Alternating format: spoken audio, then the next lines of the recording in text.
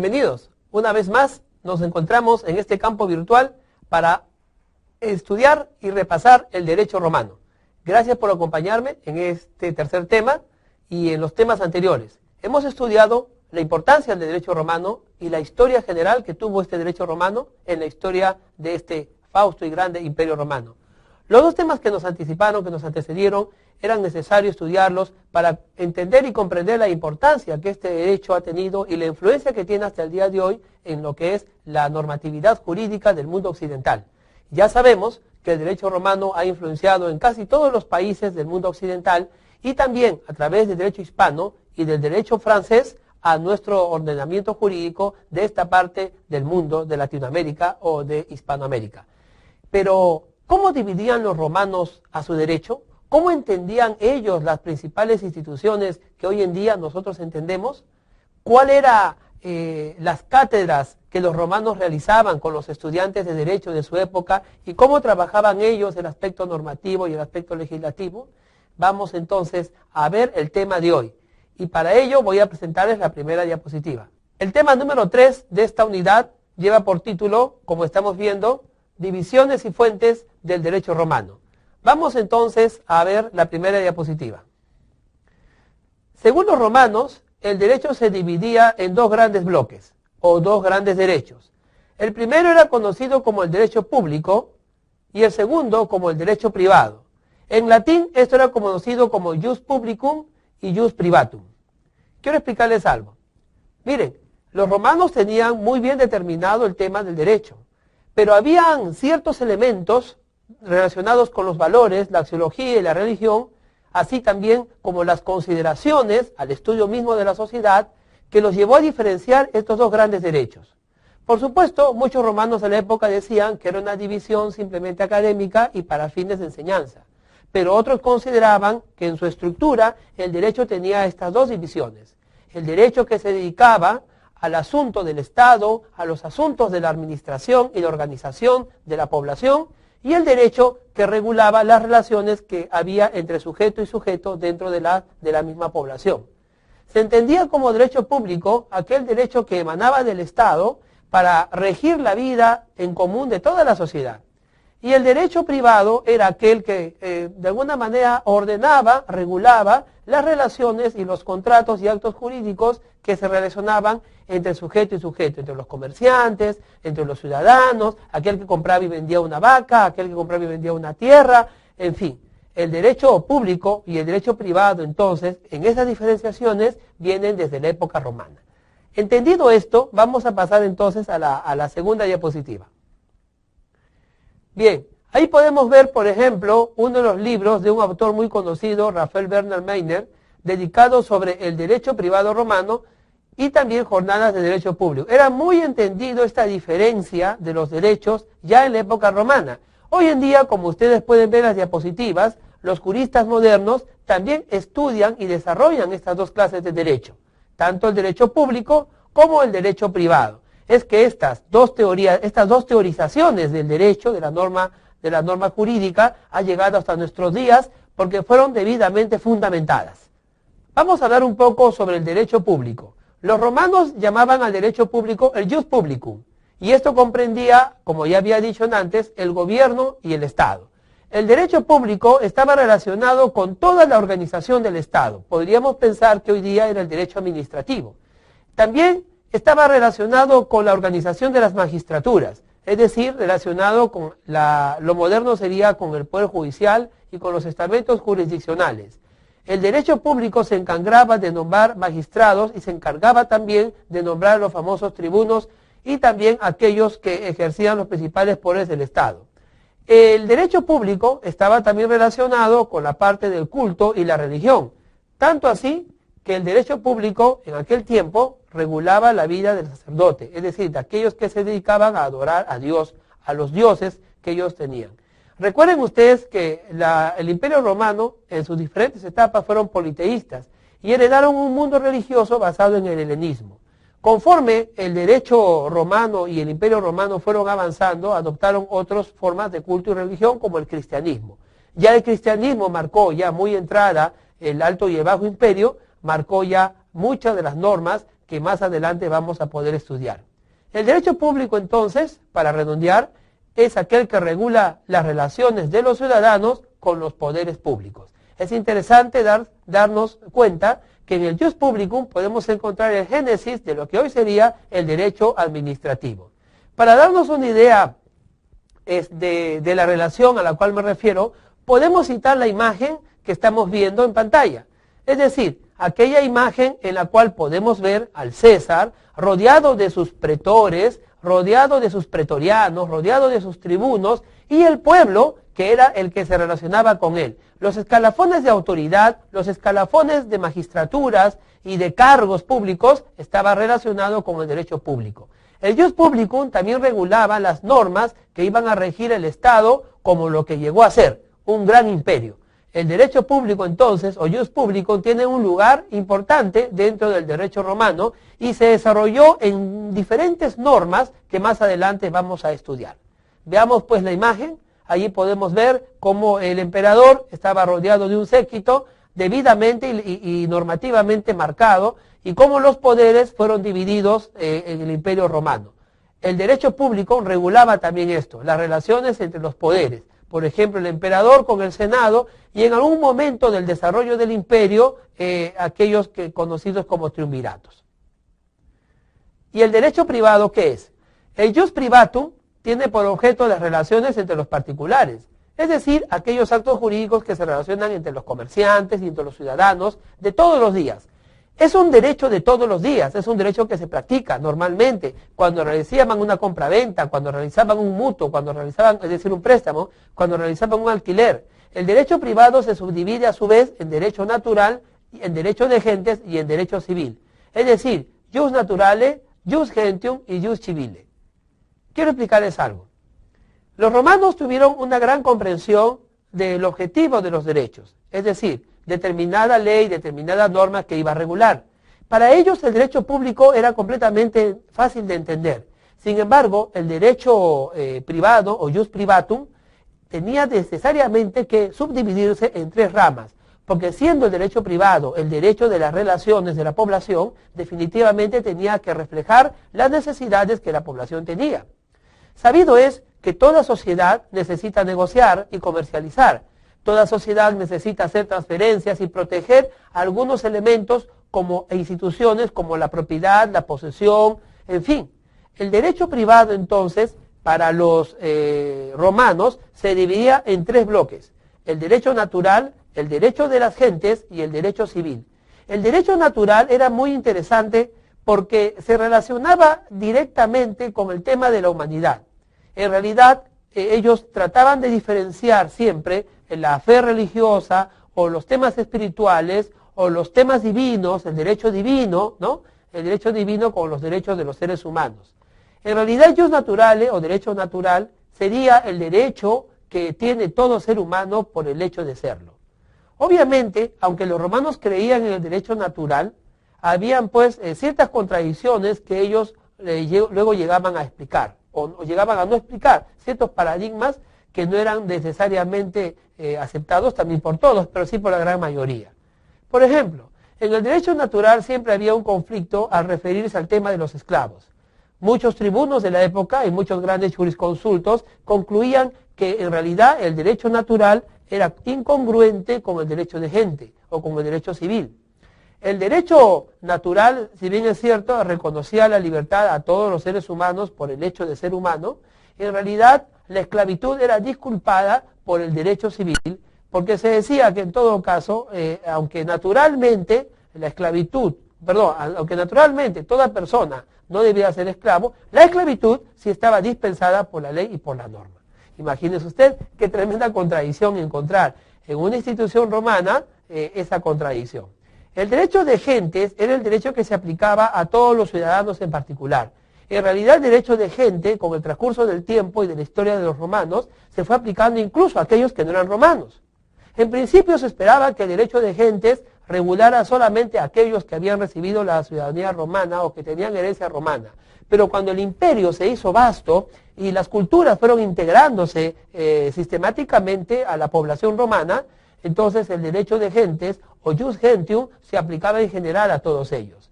No ocurría así con el derecho civil o jus civile. El derecho civil en realidad fue creado para los patricios, es decir, para aquella casta que en los principios y en el Alto Imperio gobernaba Roma, aquellos ciudadanos romanos, aquellos que tenían grandes relaciones y poder, aquellos que estaban dentro ejerciendo y viviendo del jus público, es decir, del derecho público. En realidad, entonces, la división del derecho privado es muy fácil de comprender si entendemos las magnitudes y las áreas a las cuales se dividía.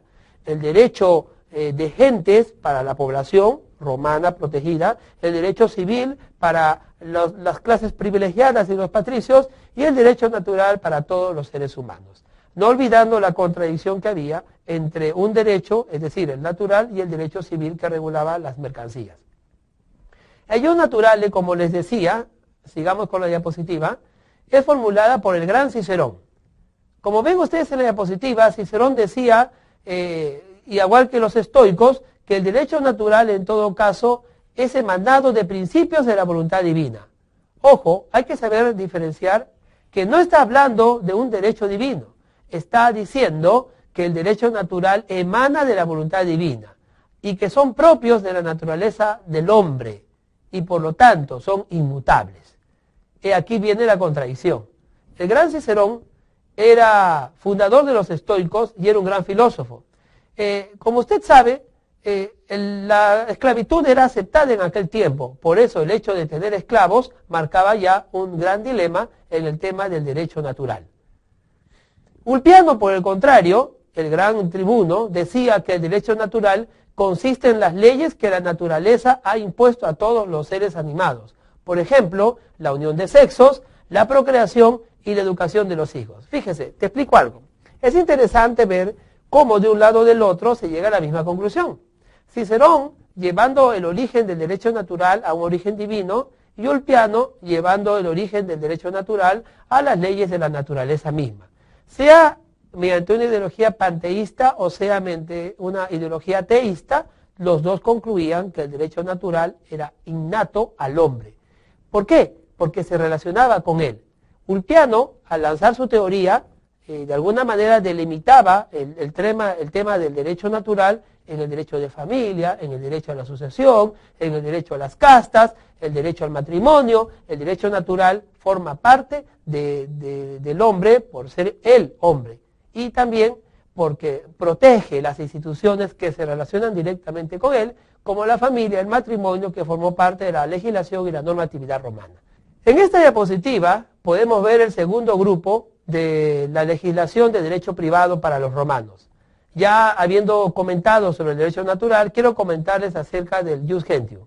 El jus gentium en realidad es el conjunto de reglas aplicadas en todos los pueblos, sin distinción de nacionalidad. Como ya les decía hace un momento, al extenderse el Imperio Romano en fronteras y también cuando las poblaciones se fueron incrementando y se fueron heterogeneidad, entonces se necesitaba de un derecho que regulara estas relaciones de tantas naciones, que si bien es cierto, tenían sus propias leyes, en todo caso el derecho romano era a través del jus gentium aplicado a ellos también. La esclavitud en realidad era admitida en todos los pueblos de la antigüedad. Es un claro ejemplo de derecho de gentes, por poner un ejemplo. Tenemos una imagen allí de esclavos. Los esclavos eran pues llevados a las galeras, eran llevados también a las minas, eran llevados a grandes terratenientes romanos, quienes veían en los esclavos una forma de producción. En realidad la esclavitud era bien aceptada por el derecho mismo y era aceptada en la mayoría de las naciones. En ese caso se disculpaba el jus gentium. Sin embargo, se sabe que los romanos no permitían que los mismos romanos puedan ser esclavizados. En todo caso, antes de ser uno esclavizado, podía uno expatriarse. Habían penas alternativas, ¿no?, como ya vamos a ver cuando estudiemos el derecho penal romano. El jus civile, que es el tercer grupo, vamos a ver la diapositiva, el jus civile, que es el tercer grupo del derecho privado, por oposición al jus gentium y al jus naturale, comprende las reglas de derecho especiales de cada pueblo y de cada estado. Los jurisconsultos entienden por jus civile las instituciones propias de los ciudadanos romanos, es decir, de aquellos que por privilegio, por herencia o por estar detentando el poder eran considerados de nivel patricio, las cuales no participan los extranjeros. Recordemos ustedes que en las clases sociales estaban los patricios, los plebeyos y los esclavos, y que ya terminado el Alto Imperio los plebeyos habían podido lograr una mayor participación en los asuntos de Estado. El ius civile entonces se aplicaba tanto a los patricios como a los plebeyos. Sin embargo, a los extranjeros no se les aplicaba el ius civile, a ellos se les aplicaba el ius gentium. Esto entonces llevaba a forzar una situación, una delimitación de lo que sería la ciudadanía romana de aquel que no la tuviera. Se sabe también hoy en día por estudios históricos que la ciudadanía romana podía ser heredada, podía ser de nacimiento o podía ser también otorgada a aquellas personas que habían servido al imperio y a quienes el Estado le reconocía la ciudadanía romana. Algo así como las famosas residencias o nacionalización de hoy en día. Los jurisconsultos entonces concluían que aquellos que no eran romanos no podían participar ni ser protegidos por el derecho civil romano, que era llamado jus proprium civium romanorum, es decir, el derecho propio de los ciudadanos romanos. Seguimos. Ulpiano, siempre un gran tribuno, un gran jurisconsulto, siempre marcando la nota en el derecho romano, divide el derecho en derecho escrito y en derecho no escrito. Es decir, el jus scriptum, el jus not scriptum. El derecho escrito era para Ulpiano aquel que tiene un autor cierto, que ha sido promulgado por el legislador, y el derecho no escrito está formado por el uso y por la tradición. Esto es muy interesante, sabiendo que en la legislación moderna y en la doctrina moderna aceptamos la costumbre como fuente del derecho. Ulpiano ya hablaba que existía un derecho que no estaba escrito, es decir, aquel consuetudinario y aquel relacionado por la costumbre y la tradición de los pueblos. Por supuesto, hoy en día nosotros diríamos, eso es la costumbre. Bueno, Ulpiano la llamaba jus nos scriptum. ¿Cuáles son las fuentes del derecho? Para los romanos, digo yo, ¿no? Pues veamos la diapositiva.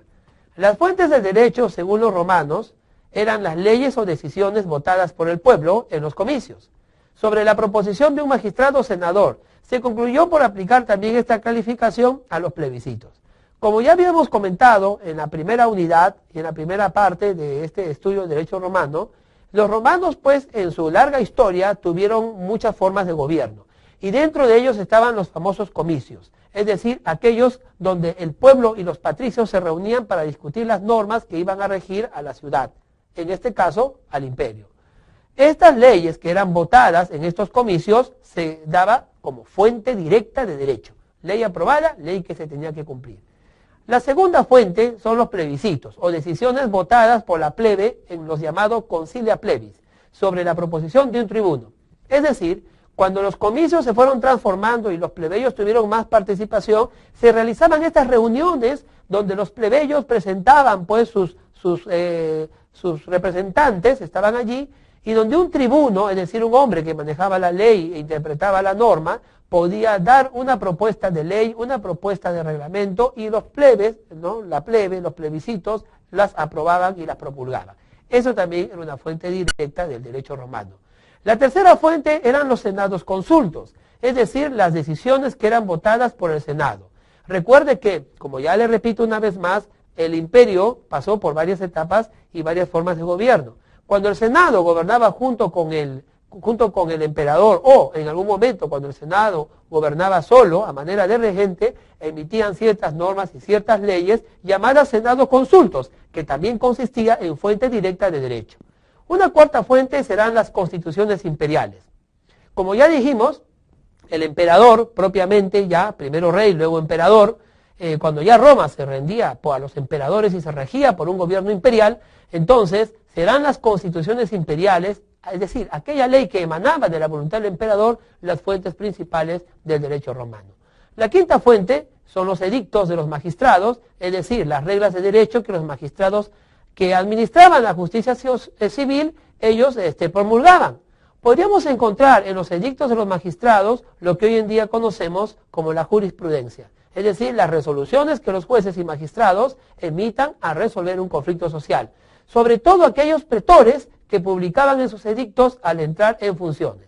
Los pretores y los magistrados emitían edictos que eran fuente de derecho. Finalmente, las respuestas de los prudentes, o también llamados dictámenes de los jurisconsultos. Son muy conocidos los jurisconsultos que fueron el baluarte del derecho romano. Uno de ellos es el de que tanto estamos mencionando, el gran Ulpiano. Pero también tenemos a Papiniano y a otros también grandes jurisconsultos que formaron parte luego de aquellos que iban a ser la fuente del derecho romano y de también el código de Justiniano. Entonces, esta será la última fuente de derecho. Bien, quiero comentarles algo.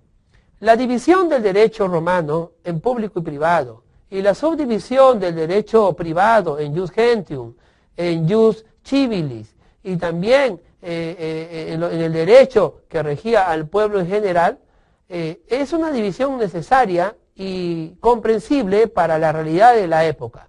El jus civile, el jus gentium, todos estos derechos fueron dirigidos para un determinado grupo y un determinado objetivo. Las formas sociales que regían en el Imperio Romano, definitiva e indiscutiblemente, marcaban el cumplimiento de estos derechos. El derecho natural siempre ha sido parte de una gran reflexión. ¿Cómo en un imperio que creía en un derecho concebido y vivido dentro del ser humano podía soportar la esclavitud? Bueno, esto tiene explicaciones sociológicas, antropológicas y también historicistas. Ya que la esclavitud era una institución que carcomía al mundo entero de la época, pero era aceptada por las grandes sociedades, había comercios de esclavos, el esclavo era res, y era parte también del estrato social, pero en último rango y considerado como una cosa que podía entrar al mercado. Estos elementos del derecho nos hace pensar que el derecho como tal puede ir en forma paralela al desarrollo de una sociedad como no.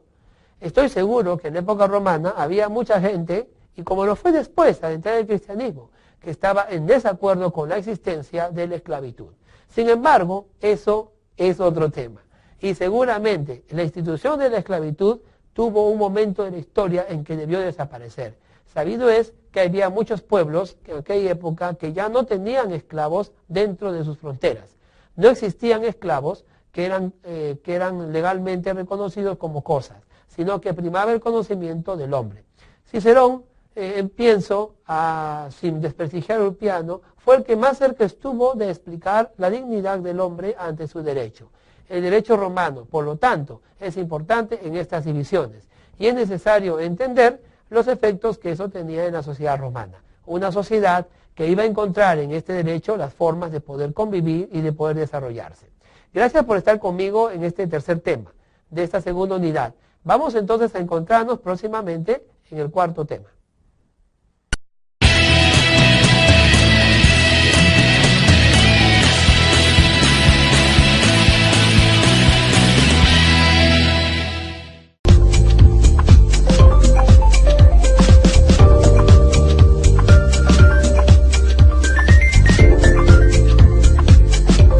Bienvenidos. Una vez más nos encontramos en este campo virtual para estudiar y repasar el derecho romano.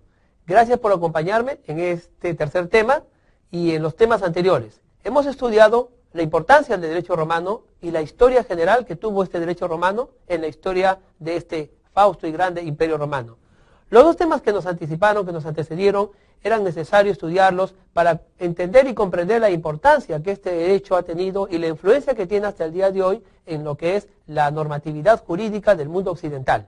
Ya sabemos que el derecho romano ha influenciado en casi todos los países del mundo occidental y también a través del derecho hispano y del derecho francés a nuestro ordenamiento jurídico de esta parte del mundo de Latinoamérica o de Hispanoamérica. Pero, ¿cómo dividían los romanos a su derecho? ¿Cómo entendían ellos las principales instituciones que hoy en día nosotros entendemos? ¿Cuál eran las cátedras que los romanos realizaban con los estudiantes de derecho de su época y cómo trabajaban ellos el aspecto normativo y el aspecto legislativo? Vamos entonces a ver el tema de hoy.